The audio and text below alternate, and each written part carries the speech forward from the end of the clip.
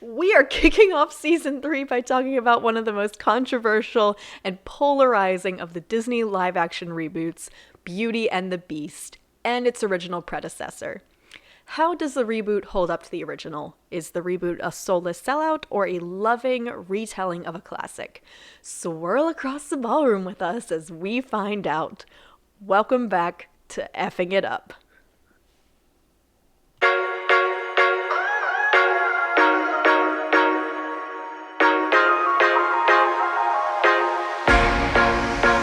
Happy New Year, everyone.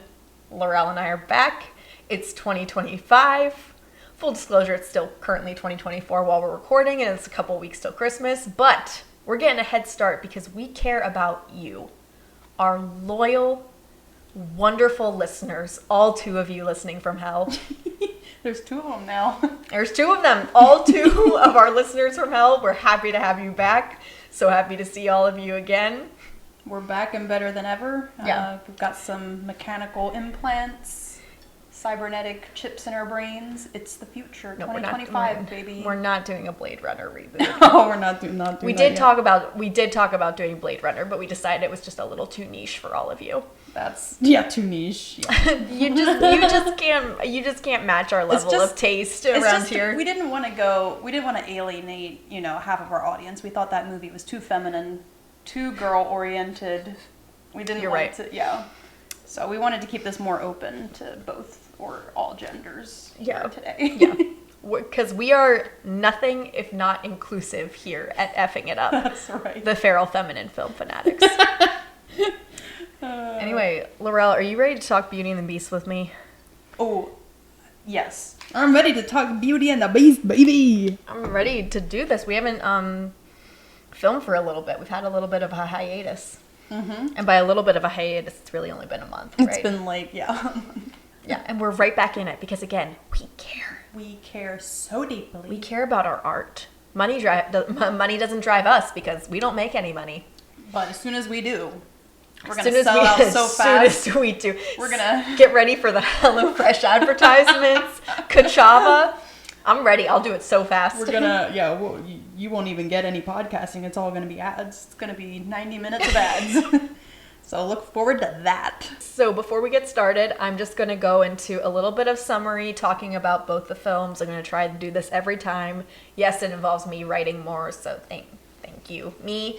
Beauty and the Beast was released in theaters on November 22nd, 1991, just before Thanksgiving. The film was created by Walt Disney Feature Animation and was one of the most successful films released during the Disney Renaissance era.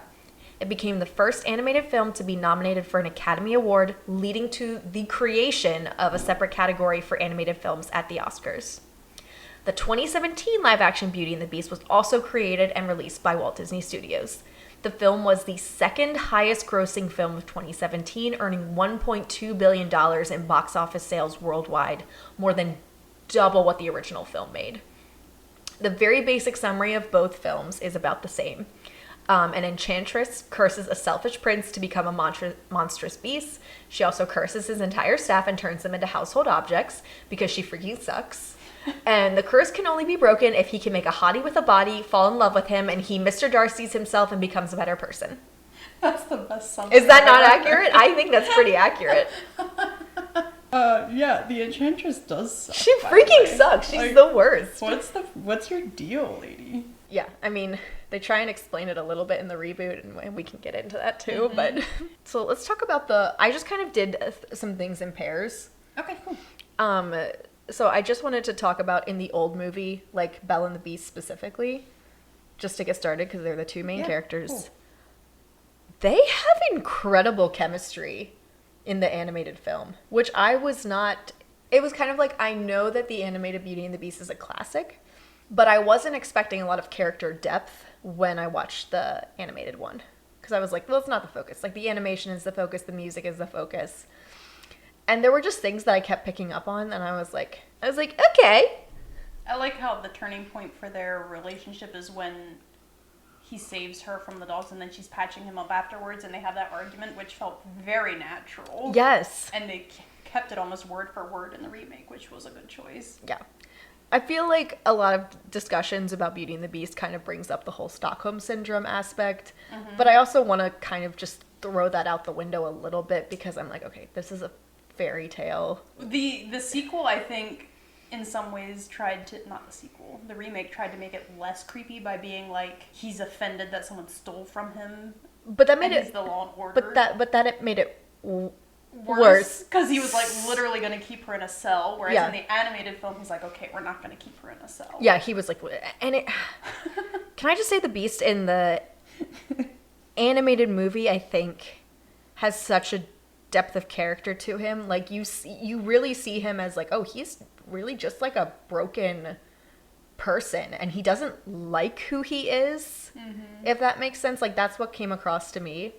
And then it's like kind of like he's like, okay, like I want to be better. Like I want to be a better person. Like I am caring about someone, so I want to be better for them, which I think is very Pride and Prejudice and very Mr. Darcy. Like it takes someone directly confronting him and being like, hey, you suck. Like, do you know that? You freaking suck. And then he was like, I suck.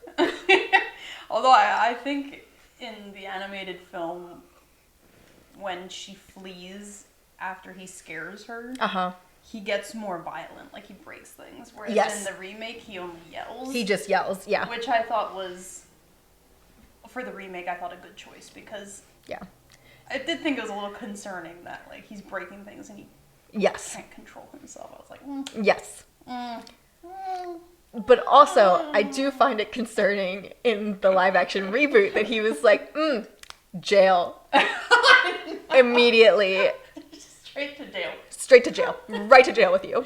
And then she's like, oh. And he was like, you're never leaving here. Like, it's just like, also I just gotta talk about it. A terrible choice that they made was the library.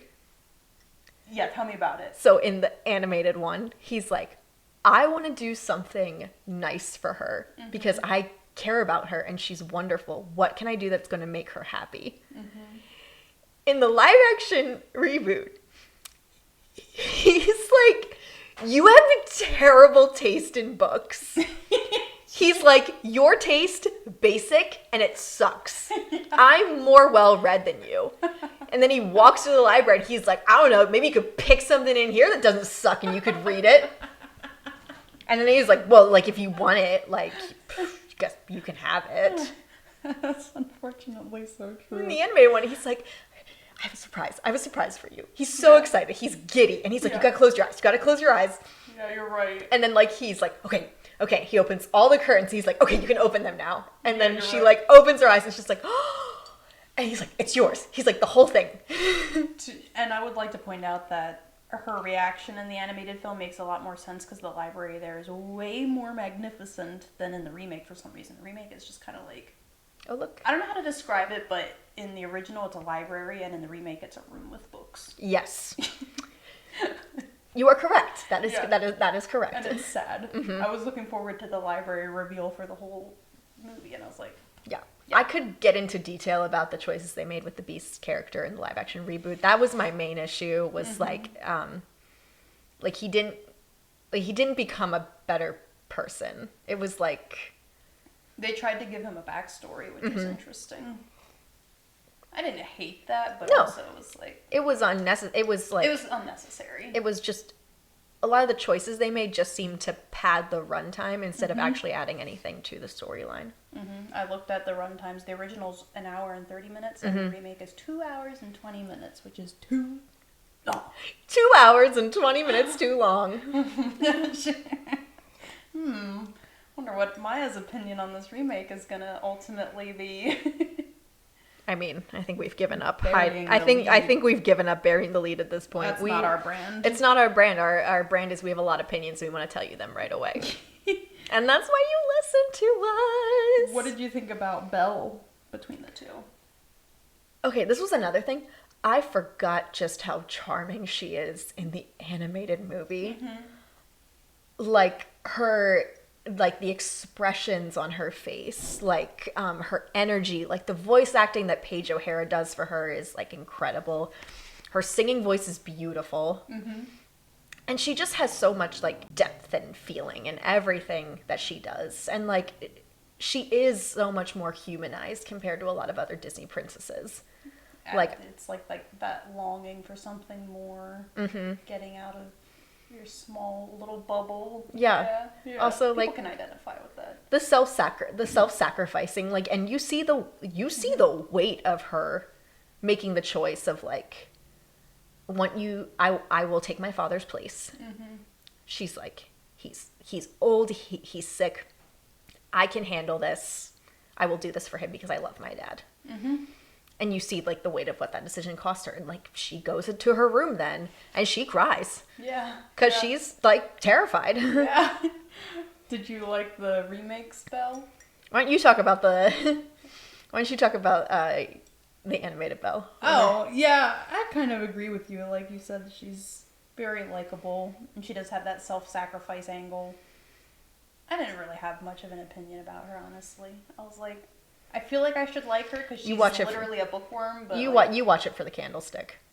Literally, he's my favorite. How did you know? I know you. I know you, Laurel. I know you really well at this point. He's literally the only character I like. Yeah.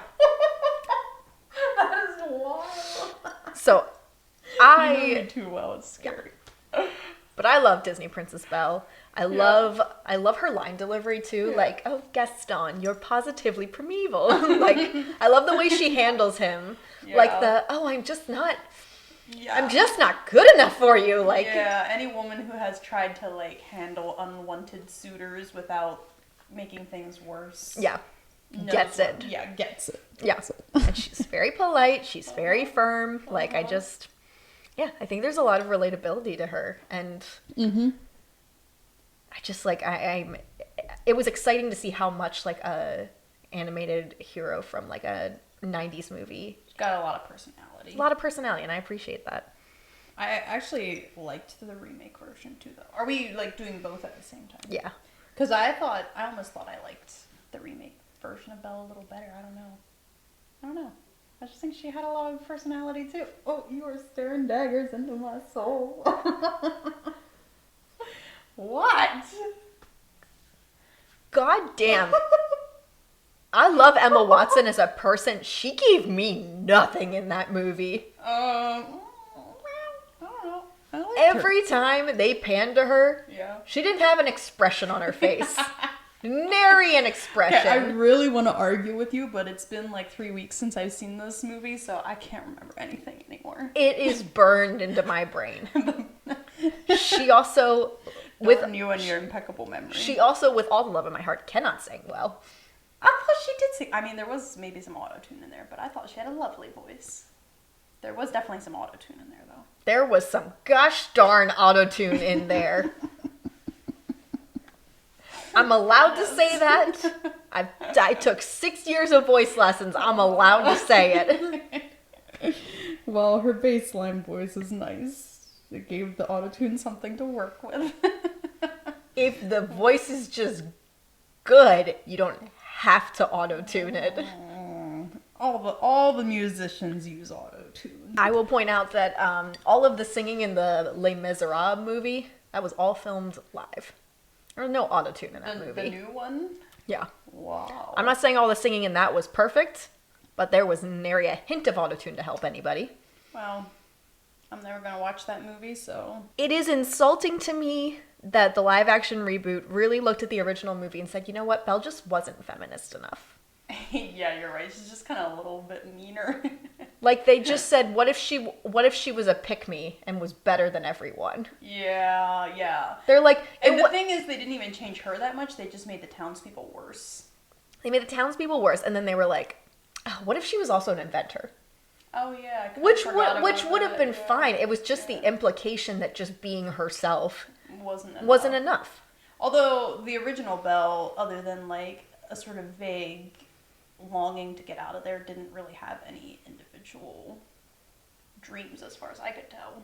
Which, I mean, that is a dream, I guess. But yeah, but I would argue the live action reboot didn't either. Yeah, like, it was just, right. Yeah. It was just, I have a character trait. It's she was like, yeah, I'm helping my father. Because I what's want more feminist than adventure that? in the great white somewhere. Tell me that wasn't a perfect That was impression. That was spot on. It's like, I've invented a washing machine. Yeah. So I can read more What's books. more feminist than that? And I was like, okay. I mean, that was For the record, cool, I guess. if you go back to when they were making this whole thing, when they said they cast Emma Watson as Belle, I was delighted. I was like, oh, fantastic. What a perfect choice. I'll give you some context on Beauty and the Beast for me, though, because I had never seen the original until I watched it for this podcast. That sounds about right. I had seen the remake, but I didn't remember anything about it. I'm pretty sure I saw it shortly after it came out. Nothing stuck. Nothing usually does stick with you, Nothing except for does Space stick. It Chimps. doesn't But that's true. Space Chimps made an impression. I want to say it's like a bad sign for the movie that you couldn't remember it, but It's not. that doesn't mean anything. That doesn't mean anything. I didn't really care for Beauty or the Beast, who, by the way, doesn't have a name. Yeah, I think The it's Beast. canonically it's Adam, but it's never said out loud in It's either of the never films. spoken. Yeah, which Like- I'm like, if they were gonna make a choice in the live action reboot, why didn't they give him a name? Literally, like, why is Belle never referring to her true love by his name? Also, That's messed up. I don't think they had any chemistry whatsoever. I didn't buy it at all. I was like, she's not in love with him. She's like, he's fine. I guess. This'll do. He's got a nice, like, He's got a great house. He's got a great house. I've got servants now. I never did before. Yeah. Like, I was watching the original and I was like, oh my gosh. I was like, she's into him. Uh-huh. I was like, oh, maybe it's just like they didn't nail that in either one. And then in the original, I was like, oh, she's looking at him going, I'm pretty sure that when Dan Stevens accepted the role, he was not like, ooh, I get to play a Disney prince. He was like, I get to play a Disney freak. I guarantee you that's what he was thinking. Dan said, I'm a furry now, ladies and gentlemen. Right.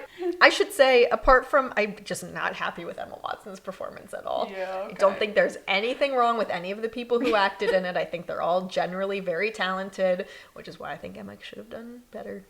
Should have, could have, would have done better. I'm just imagining, like, the actor dressed in, like, one of those, like, Oh, yeah. suits covered in the little, like, motion capture Yes. balls. and she's trying to act all, like, besotted with him. Yeah. I don't know. You can disagree with me. I'm just going to be very loud about my opinions. Problem is, I just don't remember well enough to give you a good. What we really need is we need a screen right here that plays the movie on it, and we can fast forward, and I can go, look, what emotion is she giving here? And you can say, fear? No, it's supposed to be joy, Laurel. Can we move on to other characters? We can now? move on to other characters, because Cheers. I know that's all you want, is to not talk about them anymore. Beauty or the Beast. Okay. If this movie had been called Lumiere, I would have liked it a lot more. I said you don't want to talk about Maurice at all. I do think we should briefly mention him. Okay, can we talk about him real quick, because he's Yeah. next on my notes. Yeah. In the old movie, I said Maurice is a really kooky old bat, and I love that for him. Mm-hmm. And that's really all I have to say about the guy in the old one.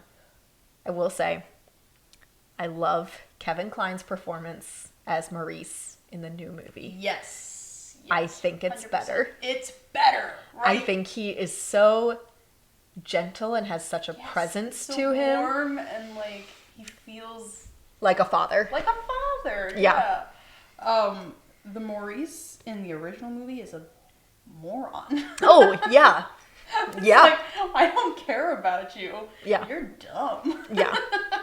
Dumb as a sack of bricks. Like, at least a sack of bricks has a function. You can build a wall. Like, what is he doing other than complicating his daughter's life? Causing chaos, wreaking havoc on the town. Whoa, Maurice, slow down.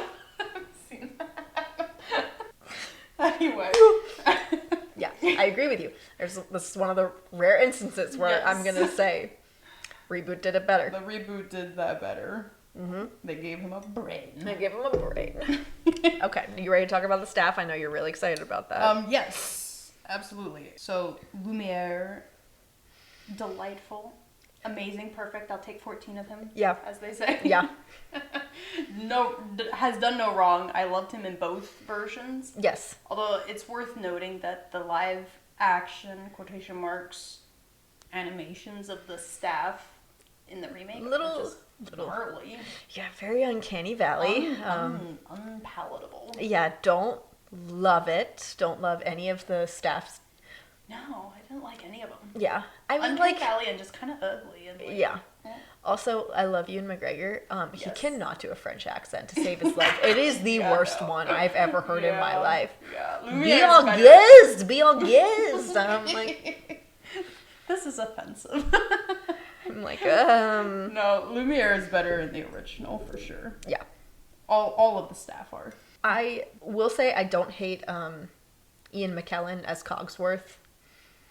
Yeah, he's okay. Yeah, I don't hate him as that, but again, Cogsworth in the original is so much better. I was gonna say, I thought the additions of like him being married to this crone that he hates was terrible. So tasteless. I was terrible. like, why have you done this? Yeah. And he's like, I want to be a clock. I want to be a clock. Again. And I was like, you've literally been suffering for 10 plus years. Yeah. As an inanimate object. No, that's the dumbest line. Your wife is worse than all that somehow. Anything else you wanted to say about Lumiere or Cogsworth? As much as I love him, I don't really have anything to say about him. No, they're great. Mrs. Potts is great. Mrs. Potts is very sweet. I'll say the staff is all fine in the reboot, but it's just not as good as the... I think Mrs. Potts was she was one of the better versions of the staff, I think, in the reboot. In terms of design. Yeah. A follow-up story, just the PTSD that these poor people have. Yeah. And like, why did the Enchantress curse the staff too? Yeah, they tried to... This is what I was going to say earlier. Yeah. Like, they tried to make it like... They threw in that line where it's like... Belle's like, why are you all cursed with him? And she's like, well, we watched his father take that sweet little boy and turn him into a monster, and we did nothing. I'm like, really? And that's your punishment because you were under a monarchy and you didn't want to be beheaded. You didn't put your neck on the line. This is France. This is France. This is France. Be our guest. Be our guest. Be our guest. Although I guess it wasn't the monarchy who invented the guillotines. It was it was the people. It was the people. This is not about the characters, but real quick while we're talking about the staff, I did think it was interesting that in the remake they raised the stakes by being like, we will lose our sentience if he does not. Like, honestly, that makes the Enchantress worse. But from a storytelling point of view, it was more like higher stakes. So that was cool. I thought that was good too, but it really... The Enchantress is kind of portrayed as like a good character, and it's like wild. No, at least in the original, she's not there. Actually, I thought like when I watched the original, I was like, it's weird she doesn't make a reappearance. I mean, it kind of fits with how most fairy tales, the fairies come in, drop bombs, and just yeet out for the rest of the story. That's true. I think I am looking at it from a modern audience perspective, where I'm like, it feels weird that she shows up, has this incredible effect on like the world of the story, and then you don't see her even after the curse is reversed. Yeah. It's very classic fairy tale. It is very classic. But I also don't like in the reboot that she's like a good character. Yeah. When it's like, you were gonna kill everyone. There should be like a scene where she's like mad that the curse was broken. Yeah. Because that would make more sense. Yeah, but then she's literally evil. But then that would open a can of worms of why isn't she actively trying to stop it the whole movie, like Ursula. That would have been higher stakes. That would have been good. Imagine if Laurel and I were in the writer's room for this. Oh my word. I'm feeling the gears turning. Yeah. We're going to make a third live action reboot. It's just going to be us and our action figures. Mm-hmm. Anyway, you ready to talk about Gaston and LeFou? And LeFou, yes. Absolutely. What an iconic and excellent villain. What an awful and reprehensible piece of human garbage. I know. So delightful. So queer-coded, just like every other Disney villain. Yeah, what's that about? From now until the... but especially true. Yeah. Perhaps. But the song, like the villain's song is so good. Like... Oh my word, yeah. I'm really excited to talk about Gaston and LeFou. I will strongly agree with you that Gaston is better in the original. Yeah. LeFou in the remake, I actually really like. Are you kidding me? I hated him. I was like... In the remake? Yes! I was like, they're trying to give him a redemption arc. He literally left Belle's father out there to die. Yeah. He was with Gaston. I think I just enjoy any performance by Josh Gad, so I was like... I'm sorry, but I was like, I'm not he accepting. He could have just stayed a villain the whole time, but I do like how he's not just the... That's true. That is true. Yeah, fair enough. Yeah, Gaston! But, like, also his change of heart is like, oh, Gaston was mean to me again? Yeah. He's always mean to him. Yeah, I think they could have done it a lot better, but if that was the direction they wanted to go, like, have him tap out a lot sooner. Have him tap out a lot sooner and not, like, literally be there and leave Belle's father for dead. That was a bridge too far for me to accept. Oh, yeah, no. Again, oh no, he feels bad about it, so he's actually a good guy. Do you know how evil people work in the world? I'm sorry, but people who think they're good people and doing bad things all the time, but they feel a little bad about it, does not make them okay. Does not make them good. It is what you do by which you are judged.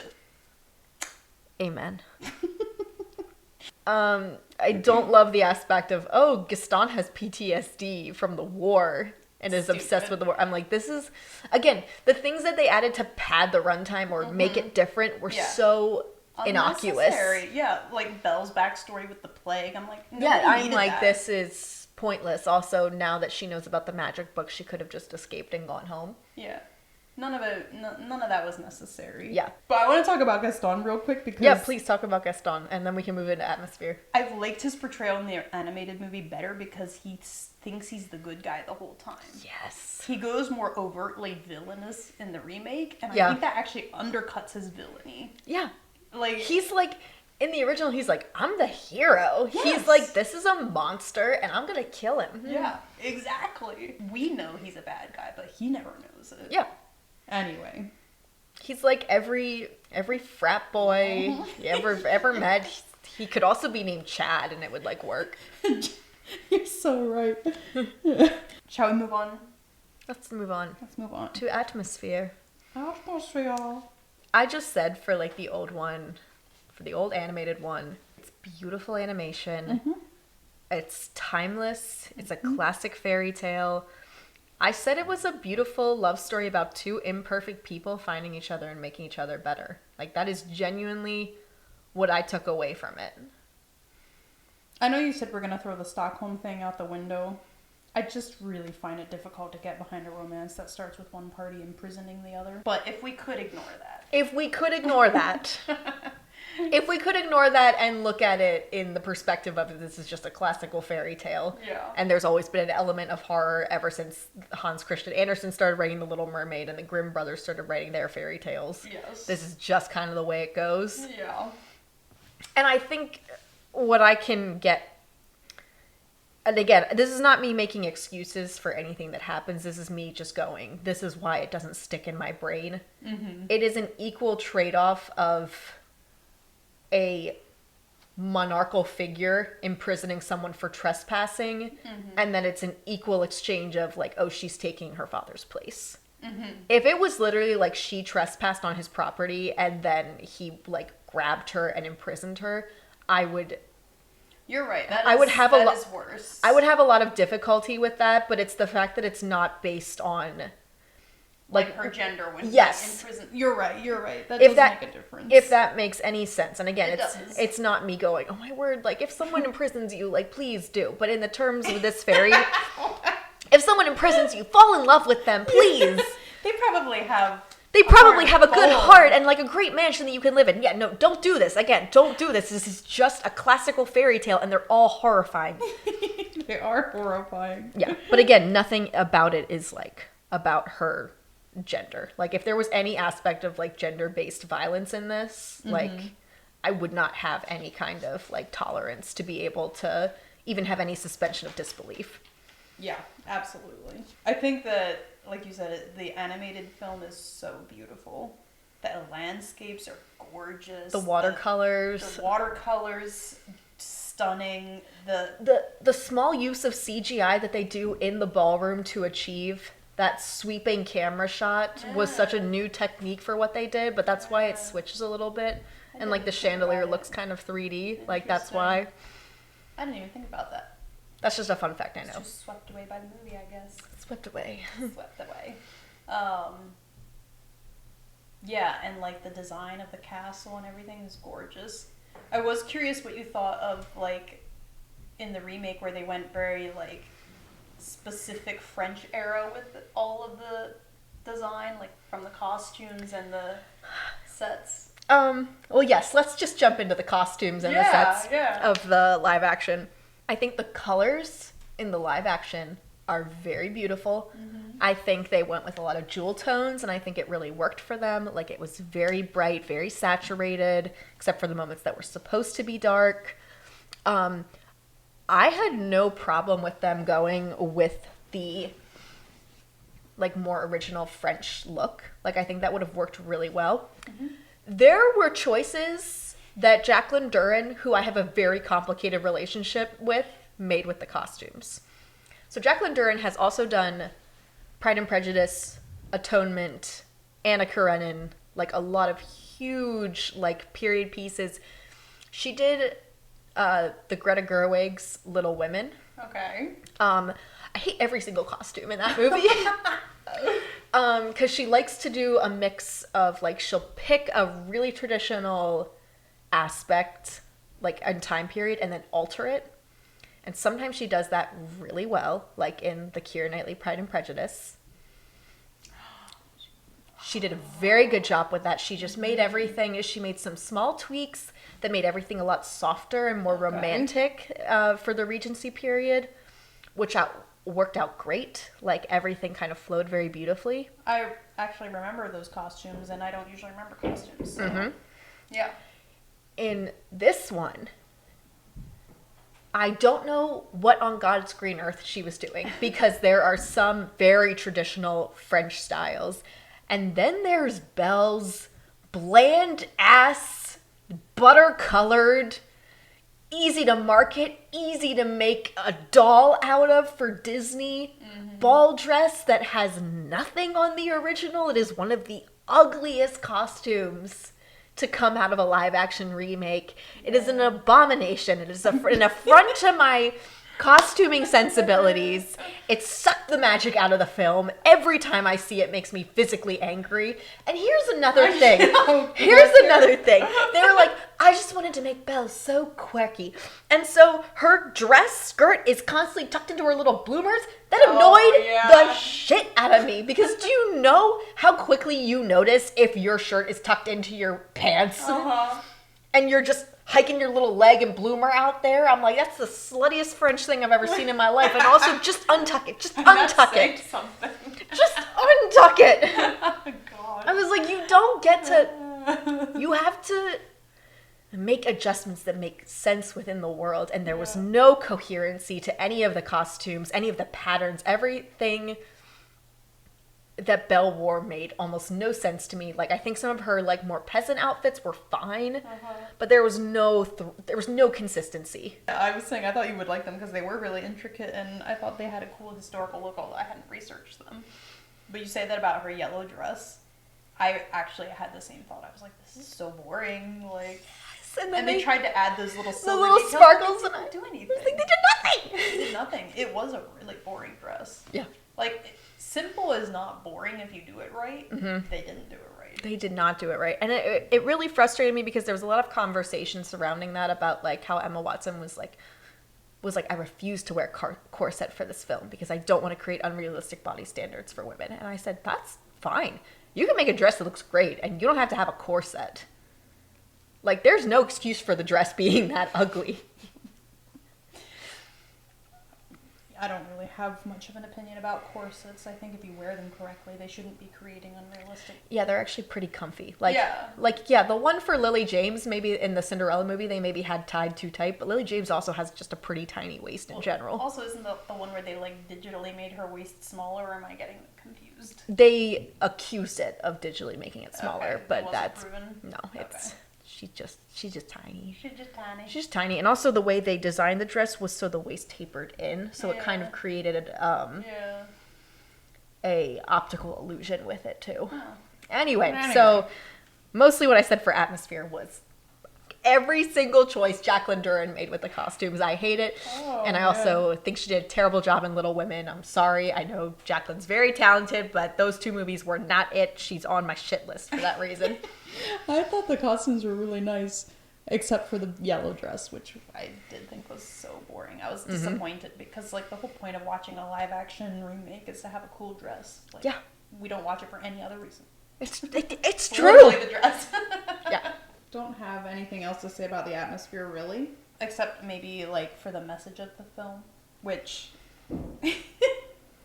First of all, I think the integrity of the message is compromised by rewarding Belle with a handsome prince for having the character to look past his appearances. We undercut the whole message by being like, actually, appearances do matter because he's better now. Yeah. Tell me about your... Oh, yes, okay. So, this was when I was watching the original film, and I wrote this note after the scene where the Beast loses his cool and breaks a bunch of things and scares Belle. Mm-hmm. So, I wrote, the message of this movie is that if you look past the beastly exterior, you might find a rotten, volatile personality beneath. I'm just saying, the Beast ain't all that. Hot damn. That was my opinion. He does, like you said, he improves. It would not be a movie if he did not improve. I'd say, what does he bring to the table? But then I remember he literally has a mansion and full of servants to do Belle's bidding and a cool library. So I guess he does bring some stuff to the table. Yeah. And again, watching the animated one back again, I was like, oh. The snowball fight was cute. I was like, they like each other for who they are. Yeah. And that's kind of what Belle was wanting, was to be someone seen. Who sees her, understands her. You're absolutely right. Yeah. Again, I'm not excusing the way it starts out, but I don't know how else they would have created the conflict or retold this original story without including the fact that, oh yes. If it were me and I was going to do this movie as a remake, I would do a different movie. I would just not tell the story. Because Laurel hates romance also. That may have a little something to do with it. She's doing very well with this. Thank you. I'm doing my best. I was like, I cannot believe I have to watch this story twice. Don't you worry, because you know what we're watching next. That's true. Yes. And I've never seen that movie. And yes, there is a little bit of romance in it. I think I read something about forcing a kiss through a jail cell or something, so... Yeah, so you're not gonna like that, but again, it's gonna be probably pretty similar to the character redemption arc. So. I'm excited. I'm gonna dress up in my Indiana Jones adventure outfit. You're gonna see me. Should I wear the hat? I'm gonna wear that. I think you should wear whatever you want. I will be naked, as per usual. As you often are. As I often am. Mm-hmm. If we didn't do a video version of the podcast, I would make that joke so much more often. So and I would, like, lean into it. Uh-huh. That's not a joke. No one would believe it, though, because you get very uncomfortable with nudity. That is true. You wouldn't like that. In fact, put your socks back on. What if I just took it off with my teeth? I would be impressed, though. I'm not gonna lie. That would not stop. I don't want to be impressed. I was like, I'll do it right now. No. We'll just leave that to the imagination. We don't need to prove that. Thank you for the offer, but politely no. Anyway, so the only thing that I had written for was, I said, with the old one, the music is impeccable, the soundtrack is impeccable. I said, with the new, the music is a poor imitation of the original. And it's longer for no reason. It doesn't make it better. Do I think Evermore is a decently written song? Yes. But not enough that I would watch the movie again just for that. Honestly, after we record this podcast, I will most likely never watch the live action reboot ever again. Yeah, no, I don't think I'll ever watch it again either. Yeah. It's not that interesting. And it's 2 hours and 20 minutes. 2 hours and 20 minutes. Tell me how the story was all told in the original. Yeah. How did they add an hour's worth of, content? they added pointless scenes like Gaston and LeFou trying to leave Maurice to die in the woods. They added Agatha, the witch. Yeah. And she's the crazy old woman, and she's another aspect of, like, people are not what they seem. She's old and ugly and crazy. She literally does seem like what she is, more or less. Yeah, because she sucks. Do you want me to give my closing thoughts, and then we can also discuss kind of... Real quick, I would say that I think in the original it's more clear the sacrifice the Beast is making when he sends Belle away, because he knows in that moment that the curse is going to stay, and I thought his despair was portrayed much more clearly. Yes. I felt like things got muddled in the remake with that scene, because it was kind of like, is he fighting back against Gaston? Like, what's going on here? Yeah. I just wanted to say, like, I thought... And again, having it shorter probably helped streamline that stuff. So they really did themselves a disservice by making it longer. They just muddled things. And also with the... Again, I know you said that the addition of, like, the staff, will permanently become inanimate objects. We won't even be alive anymore. Yeah. Added, like, an extra stake to it. Yes. But it also meant that when the Beast let Belle go, he literally damned his staff. You were so right. Yeah. Like, which was, again, it was like, that just added an extra layer of, like, yes, he made that sacrifice for Belle, but he also did it at the expense of everybody else. Yeah. Like, in the original, it was just, okay, yeah. The implications. Yeah. In the original, it was like, okay, well, nothing's going to change. Like, I just am not going to break the curse, and that's terrible, and I know... Back into the cupboard with you, Chippy. But again, it's like, oh, no, I will stay a beast forever, but you're all going to die. Yeah, exactly. You're right. You're right. That does add a very dark implication to, well, at least his true love is free. Yeah. But all of these people who have served him faithfully for all these years are dead. Yeah. Yeah. All right. Hit me with your closing thoughts. Okay. So my closing thoughts are, I think I asked in the beginning, like... How does the reboot hold up to the original? Is the reboot a soulless sellout or a loving retelling of a classic? I think we know where I fall, but what I basically said was, if you're going to do this, either make a completely new project or perfectly recreate the original shot for shot. Like the How to Train Your Dragon upcoming film. Yeah. Like, do we have to add that to the list? I think we might. I think we kind of have to. I think you're right. We'll have to do a bonus episode. Yeah. I said, try not. Do or do not. There is no try. Despite there being some good parts to the remake, at the end of the day, it's still a poor imitation of the original, and it doesn't actually have a life of its own. It was a money grab. It was a money grab. And it doesn't mean that there was no passion put into it. It doesn't mean that there weren't people who put a lot of work into it. But at the end of the day, what was behind it was a corporation saying, we think this is going to make money and we're just going to hand this project off to people and say, do your best with it. But here are specific things that we want. Mm-hmm. Exactly. Because it's not like you have free reign to reinterpret this story. It's like, you got to do it our way. Yeah. So once again, I will lay all the blame at the feet of the House of Mouse and not to the creators of the movie. I thought the movie was changed in a lot of ways that did not seem to serve the story. Yeah. It was almost like changing it just for changing it. Just for the sake of, like, making it longer and also, like, trying to pass it off as, like, oh, we had an original idea. Yeah. Like, every choice felt like a 5-minute exchange in the writer's room of what if we just did this? Yeah. Okay. So for this season, our questions that we're going to ask at the end are, did the remake add anything of value to the original, and did it justify the movie being made at all? Oh boy, I wonder. This one's a mystery. So I'm not going to say that the remake added nothing of value to the original. Like I said, there were small changes that were made that I liked, specifically Kevin Kline's performance. I was just gonna say Maurice. I don't think it was all just garbage, but I don't think there was enough in it, enough originality or creativity to the project that justified the movie being made in the first place.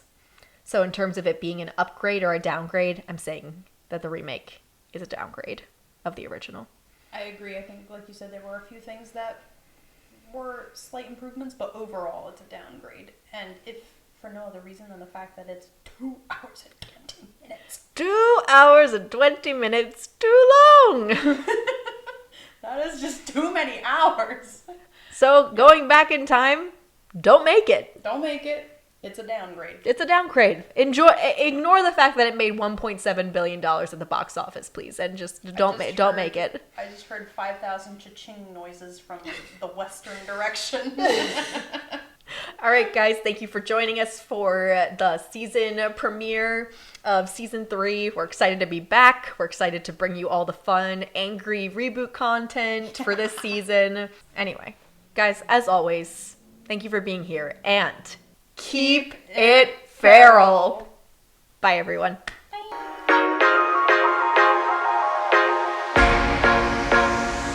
Thank you for listening to another episode of Effing It Up. If you're enjoying these episodes, please like and subscribe. You can follow us on Instagram at _effingitup_ or on our YouTube channel where we post the video format of our show. If you have content that you want us to cover, we want to hear about it. Feel free to DM us on Instagram or leave us a comment on our YouTube channel. Thank you again.